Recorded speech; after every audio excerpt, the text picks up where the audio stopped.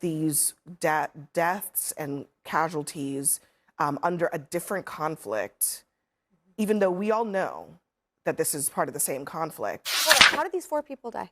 And they were struck by Iranian forces. From the war?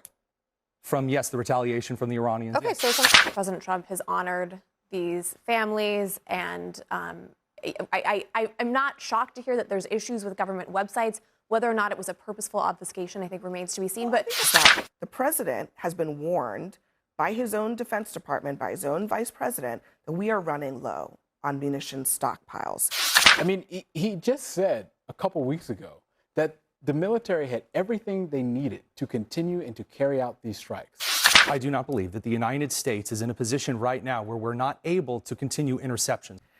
Guys, last night on Abby Phillip's show, MAGA pundits got completely dismantled when they tried to defend Donald Trump's handling of the U.S. military casualties and the depletion of America's munitions. Abby and the progressive panel fact-checked these MAGA supporters so hard, they were cornered into complete silence. Now, I'm going to play some clips from the show. I'll give my opinion as we go. Tonight, as Donald Trump and his aides assess their remaining military options in Iran, the Pentagon is facing scrutiny over a depleted munitions stockpile and a lack of transparency over the human cost of this conflict. After nearly 2 weeks of U.S. strikes in Iran, Donald Trump announced a temporary pause today. He says at the request of the Iranian regime to allow for negotiations. Iran says no such talks are happening. And despite the pause, Saudi Arabia says it intercepted several drones launched from Iranian-backed militias in Iraq.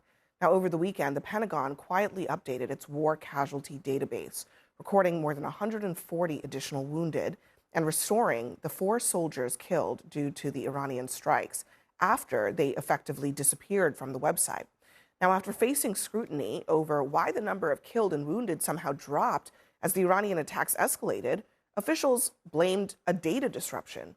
They denied that there was any intentional effort to mask the war's toll.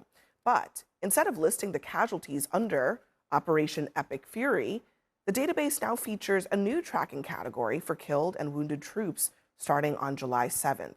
That's a date that coincides with when Trump claimed a new conflict with Iran began in a war powers notification that was sent to Congress. I think this is important for several reasons. I think there's some practical issues here for the troops who are affected, especially the ones who are wounded. But the idea that that they can recategorize these deaths and casualties under a different conflict, even though we all know that this is part of the same conflict, that seems to be an attempt to obscure what is happening. It is. When I was at the Pentagon, and we did unfortunately lose service members, we were very clear about where they were killed in action and the reason. And this idea that you're going to recategorize their deaths so it fits your political narrative that this war did not take a toll on 18 lives and over 600 wounded is gross. And it is, I think, deeply offensive to the families. I mean, people that I've spoken to at the Pentagon, this is not something that they have ever seen ever happen, a recategorization of how you would determine someone killed in action. And so, for the families of these 4 men and women who were just lost, it's devastating because when we have, the conversation of why they were lost because of this war. They were lost because Iran launched Iranian drones and ballistic missiles at installations where our service members are. And that is the reason. It's the whole gimmick of saying, oh, okay, we've reached the threshold at which we don't have to notify Congress. So let's just pretend like we're going to start a new conflict. That, I think, seems to insult the intelligence of the American people who know exactly what's going on. We've seen the Pentagon multiple times actually go through and set up after we've gone through several different kinds of border conflicts, after certain kinds of observations and then strikes, retaliations, recategorize both casualties on the injury side and then those who have died. We've seen this before, again, all the way dating back to the Korean and the Vietnam Wars, in which we've seen the Department of Defense at the time. I've never seen Department of Defense recategorize injuries or deaths from an operation. I've never seen that. And I was at the Pentagon. They've done so multiple times. Indeed, in the Obama administration, they recategorized the Syrian strikes multiple times. That strikes, like deaths from a strike versus an entire operation is very different. This was an operation. This is a war. How do you explain how these 4 people died? I'd like you to go back to how did asking these very 4 people clearly, die? why didn't you know, if you're Miss Pentagon, why don't you know the history of actually you were not recategorizing specific, strikes? but hold on, how did these 4 people die? And they were struck by Iranian forces. From the war? From, yes, the retaliation from the Iranians. Okay, yes. so it's from the war. Great. Yeah, I mean, That seems look, simple enough. I don't even know why you would argue otherwise. It's the same conflict. It is definitely the same conflict. And I don't know. I mean, they initially tried to say this was a software glitch, and then they created a whole different place to put these names. Why? I mean, look, what matters is that President Trump has honored these families, and I'm not shocked to hear that there's issues with government websites. Whether or not it was a purposeful obfuscation, I think remains to be seen. Well, I think at this point we know that They changed the classification. What I would we say- know that this is not. I mean, have the names came down. They claimed it was an accident, that's some kind of glitch. But then they did not restore them to where they should be. They put them in a different place. Right. So I'd like to see. That's not a see- tech issue. I'd That's like not a to software see that. choice. I'd like to see that restored. I think we need to have transparency around what's going on. I think one situation that, frankly, where we saw the government was certainly obfuscating, didn't have any transparency, was Anthony Fauci, who we're getting his diaries today, where he was purposely obfuscating about Anthony Fauci. That's actually something where we know he was purposely obfuscating. Lydia, we're sitting here talking about Americans who were killed in theater, okay, as a result of a war. We are not going to pivot to Anthony Fauci's diaries. That's a different conversation. You're saying that is this is a different purposeful obfuscation. Guys, it is quite clear now that the Trump administration's decision to get us into this war with Iran has put America in a terrible position. The death toll among American soldiers is rising, and shockingly, 4 American service members who were killed in this war suddenly disappeared from the Pentagon's official casualty website. But here's where things get even more interesting. After the backlash grew, Pentagon officials said it was a technical glitch, but many critics believe that it was an intentional step to show a lower casualty count. But then came the part that really caught people's attention. Instead of restoring the names of those 4 soldiers to the casualty list of Operation Epic Fury, they created a new category named Overseas Operations. That was an absolutely shameless and shady move by the administration. I mean, they should be listed under Operation Epic Fury because that's the operation during which they were killed. The families of these soldiers deserve complete transparency. When asked, instead of accepting this embarrassing mistake, these MAGA pundits tried to defend the Trump administration and cover it up. We don't know that it was a purposeful obfuscation. That we learned this weekend, it was. Isaiah, the other thing we learned this weekend is that the president has been warned by his own Defense Department, by his own vice president, that we are running low on munition stockpiles.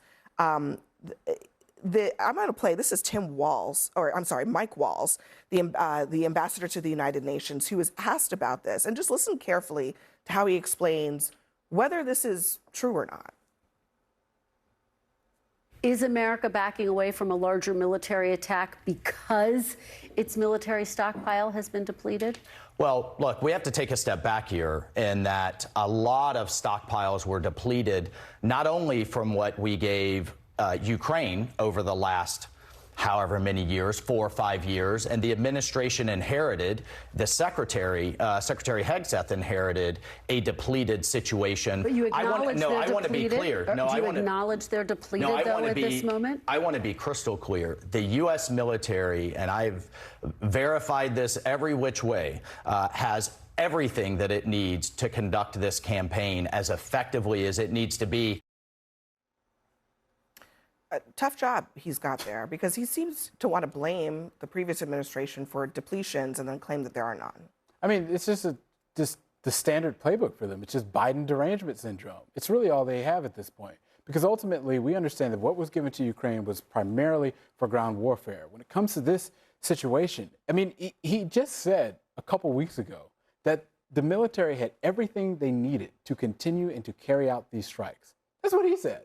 So it's amazing how when this comes down to where we are today, they change their tune. It's not really shocking because this is what they do. So you can't have it both ways. Are we depleted or aren't we depleted? I want your opinion on that. The point is no, that answer the question. Answer it. Do you think we're depleted or not? A couple weeks ago that we had everything we needed to carry out these strikes. Can you answer the question? So did he lie? Did he lie? I'm asking you the question. Did he lie? What do you think? It matters. I don't believe that the United States. The reporting is that the president was warned by the Defense Department and by his own vice president that if they continued with a larger war campaign, which he has the option to do, that would dangerously deplete our munitions. So, and I've seen, actually, rather than a lot of people saying this is not true, I've seen a lot of conservatives saying, who leaked this? Which seems to imply that they believe it is true. I do not believe that the United States is in a position right now where we're not able to continue interceptions. There's two kinds of core munitions. But if we're going to look at this right here, when you're looking at interception or positive action, that's just not the way you're characterizing it is not entirely accurate. I think there has been, I think the United States military, to your point, will do everything necessary to conduct an operation. But what you are not including here is that they will pull stocks from other combatant commands because our stockpiles are so depleted. Why are our stockpiles depleted to this level? Do you think our that stockpiles a small are depleted operation to this level, like this you think was this enough is to small? deplete? You think this is enough to deplete the entire U.S. stockpile? No. You just said interceptors. How long do those take to make? That's an excellent question. How long do those take to make? They take 2 years. Yes, they do. And do you know how many we've gone through in this war? By all means. Do you have that No, data go ahead. point? You tell me. I'm You asking seem you to to give know me the every data answer. point. What we have done is we have depleted very, very expensive munitions to shoot down very inexpensive drones. Guys, even if you set that controversy aside, there's another problem that's arguably even more serious. America is reportedly running out of munitions. On the other hand, Iran is producing hundreds of drones every week that cost only around $20,000 to $30,000 each. To shoot them down, the United States is using interceptor missiles that cost several $1 million each. And you know what? An interceptor missile takes almost a year to manufacture. And here's the reality. Some defense analysts say that if this war continues week after week, those interceptor stockpiles don't magically refill themselves. The vice president and many defense officials have already warned Trump about the rapidly depleting stockpile of munitions. Now, facing this danger, this idiot in the Oval Office announced a pause in military operations against Iran. He pretended that Iran requested this pause so peace negotiations could resume. But you know what? Iranian officials immediately rejected this claim, stating that they never requested any pause. I mean, what the F? American households are struggling with higher gas prices, rising grocery costs, expensive healthcare, soaring housing costs. And instead of fixing those issues, he wasted tens of billions of taxpayer dollars on a war. And the fact is, we're still nowhere close to winning it. He failed Americans at home and also in this war against Iran. $30,000 to $40,000 drones. And to Walt's point then, why did we not have a larger supply of interceptor missiles? If this isn't enough to take on Iran, then what about Russia or China? We're not giving the type of interceptor missiles that we use on the battlefield to Ukraine. So you're saying, those are different. I mean, it sounds so like then, at this do we point, have a ready stockpile to take on a Tony, larger it sounds group? like at this point, Tony, you're acknowledging that there is a depletion happening. I'm saying that either so. If there's a conditional, no, it matters here because I don't know the numbers. You don't know the numbers. Well, I mean, the reporting at the beginning of the war was that we had probably around 1,200 of them. And this has been one of the big issues with this type of war is that we've had to intercept a lot because Iran has had the ability to launch a lot of, cheap missiles. These interceptors cost, $4 million each to create. So it is conceivable that we would be, maybe we're not at zero, but we don't need to get to zero. I don't think they would let us get to zero, but we don't need to be at zero for it to be a problem. Yeah. Wouldn't you agree? Well, I don't think that necessarily we're going to be getting to that point. That's one of the reasons why the National Defense Authorization Act continues rebuilding stockpiling. I come from Indiana. There's a lot of military industry that creates manufacturing opportunities. That does matter over a year-to-year basis, not just in this administration. I totally agree because a lot with of those things take a long time to restore. And by the way, you might not admit this, but we did a lot of investing in the defense industrial base during the Biden administration. It just turns out these things take a lot of time. And when you have something like Iran launching flying lawnmowers at you that cost $15,000 and you're shooting it down with a $4 million missile, that is a problem that our defense industrial base cannot meet right now. That's it for today, guys. Let me know what you think about it in the comments. I'll see you with the next video soon.